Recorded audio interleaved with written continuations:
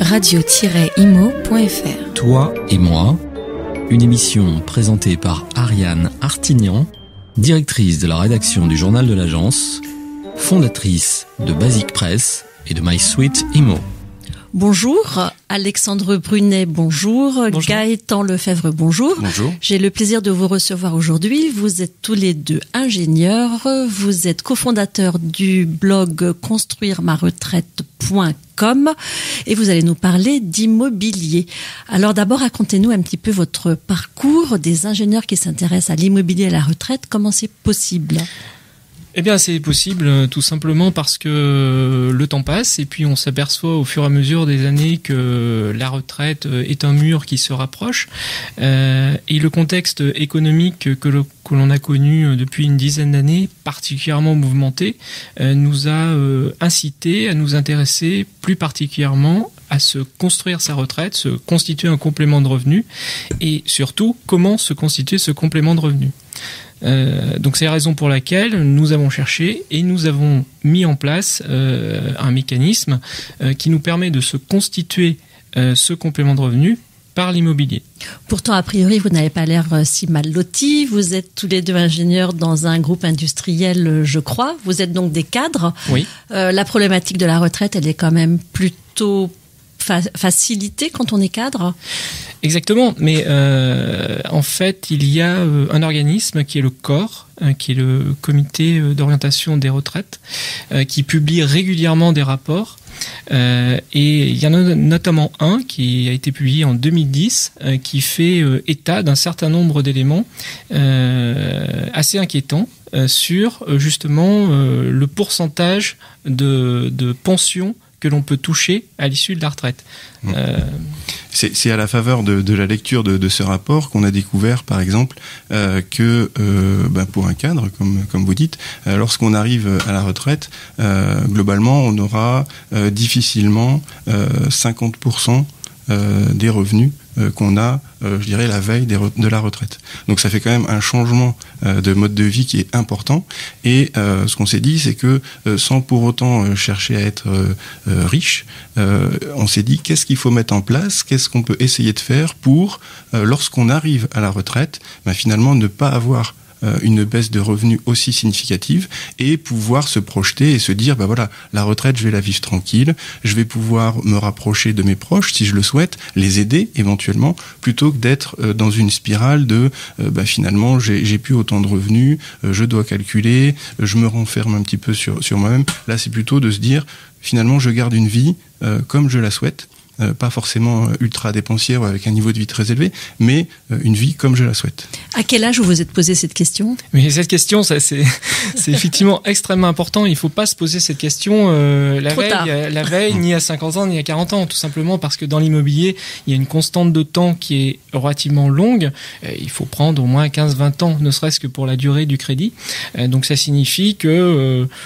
nous, on a une religion assez claire là-dessus. Il faut quasiment s'y intéresser dès que l'on entre dans la vie active. Dès qu'on sort de son école, exactement, dès qu'on démarre un premier job et on commence à réfléchir à sa retraite. Exactement, et on commence d'investir dans l'immobilier avec ses premiers salaires, où on commence de trouver la bonne affaire qui s'autofinance quasiment, et on se constitue finalement ce patrimoine par l'effet de levier du crédit, qui est quand même l'outil incroyablement puissant pour se constituer une richesse de manière indolore, qui plus est dans une période où les taux d'intérêt sont particulièrement bas. C'est un levier hyper puissant pour lesquels certains se sont aperçus qu'il y avait quelque chose à exploiter, et il faut surtout pas se priver d'en abuser finalement. Alors les taux sont bas, mais les rendements locatifs sont très bas aussi. Est-ce que ça reste quand même intéressant ? C'est toujours intéressant. Là aussi, on a un peu une religion sur le sujet, c'est que une bonne affaire, il faut la chercher. Et effectivement, si on regarde de manière très macroscopique ou vue d'avion, on peut avoir le sentiment de dire oui, effectivement, les taux sont bas, mais la rentabilité, elle n'est pas forcément au rendez-vous. Si on cherche, si on se donne un petit peu de temps, et justement, si on rentre dans la démarche assez rapidement, en tout cas assez tôt dans sa vie, on se donne le temps justement de trouver les bonnes affaires, de regarder regarder finalement quel est le type d'investissement qui convient à son profil, parce que effectivement l'immobilier c'est assez vaste. Il y a beaucoup de types d'immobilier différents. D'ailleurs dans notre livre on en détaille pas mal. Eh bien en fait il faut se donner le temps de chercher ce qui va correspondre à notre profil d'investisseur. Et quand on a trouvé, après on se donne le temps et on construit finalement la recherche du bien ou des biens. Et quand on cherche, on trouve. Alors, c'est exactement comme lorsqu'on cherche de l'or. Si tout le monde va au même endroit pour trouver l'or en question, en fait on a quelques concurrents. Donc il faut aller dans cette zone-là, mais pas forcément où tout le monde va, un peu en arrière-plan. Concrètement, appliquer l'immobilier, ça donne, tout le monde peut aller vers du Pinel. Nous, on va pas aller vers du Pinel. On va peut-être aller vers des locaux commerciaux, des murs de boutiques qui sont plus rentables. On va aller vers des immeubles. Un immeuble, on pense que c'est un budget colossal, mais nous, on n'est pas une grande foncière. On peut acquérir un immeuble en province pour 300 000 € avec 8 appartements qui nous permettent de partager les risques avec les locataires et qui dégagent une rentabilité qui n'a rien à voir. On est sur du 10% brut. Et en locaux commerciaux, vous êtes à combien ? On peut escompter du combien ? Du 10%. Peut-être pas sur Paris, mais en tout cas en province, si on prend un emplacement numéro 1, en province, dans une ville de province, il y a toujours une rue dans laquelle il faut être et il est tout à fait possible d'avoir un rendement de ce type. Vous y consacrez combien de temps à vos investissements immobiliers aujourd'hui ? En fait, c'est quelque chose qui est assez...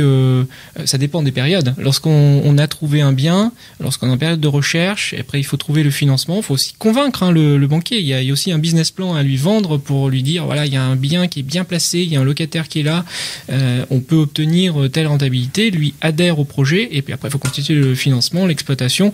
Ça, c'est la période un petit peu plus dense, mais après c'est quelque chose qui est relativement peu chronophage. C'est juste à la fin de mois pour rédiger l'acquittance et l'avis de loyer. Globalement, c'est un peu une hygiène de vie à mettre en place.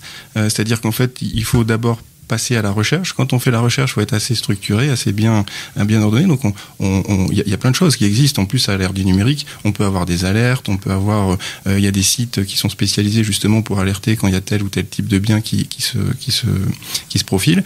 Donc, il faut essayer d'être assez structuré sur cette recherche. Donc, ça, c'est pas forcément beaucoup de temps dans la journée.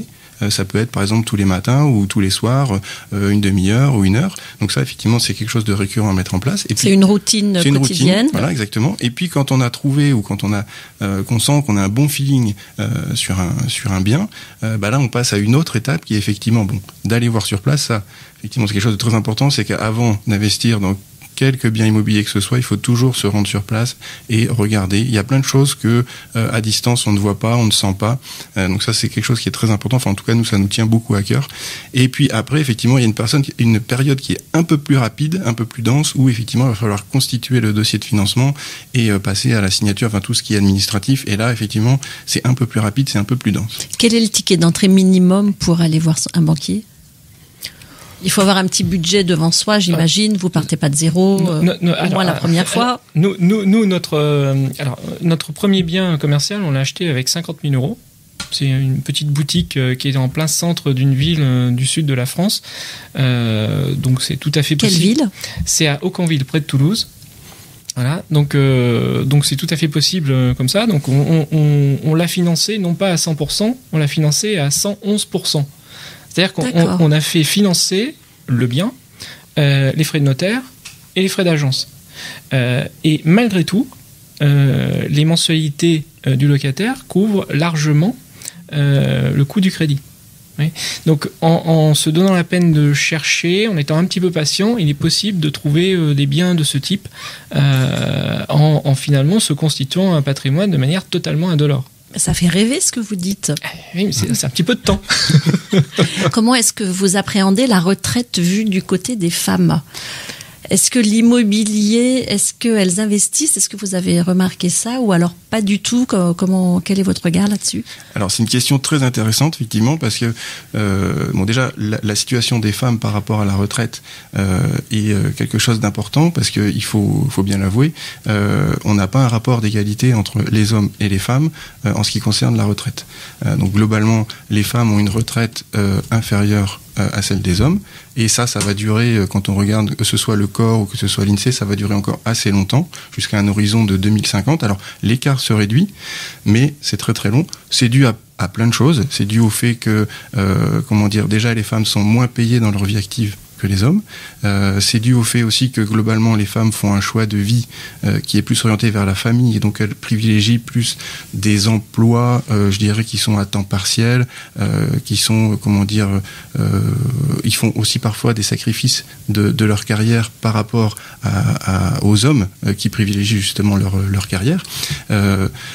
Cela dit, Et puis surtout, elles vivent aussi plus longtemps, donc il y a ce problème de financement va Exactement. se poser de façon beaucoup plus forte. Exactement, elles vivent en moyenne 4 à 5 ans plus vieux que les hommes. Donc, finalement, il y a un vrai problème pour les femmes, et on observe sur notre site que 80% de l'audience de notre site et de notre chaîne YouTube, ce sont des hommes. Donc il y a vraiment une opportunité pour les femmes de s'intéresser à l'immobilier, de se confronter à des vendeurs qui seront peut-être un petit peu déroutés par le fait qu'on a des investisseurs femmes, des investisseuses femmes qui s'intéressent à l'investissement immobilier, et puis utiliser leurs atouts pour mettre en place de la décoration, apporter de la valeur à leurs biens de manière à les distinguer d'autres propositions. Merci beaucoup, merci Gaëtan, merci Alexandre, et à très bientôt pour une nouvelle chronique My Sweet Immo. Merci. Merci. Radio-imo.fr. Toi et moi, une émission présentée par Ariane Artignan, directrice de la rédaction du Journal de l'Agence, fondatrice de Basic Press et de My Sweet Immo. Immo.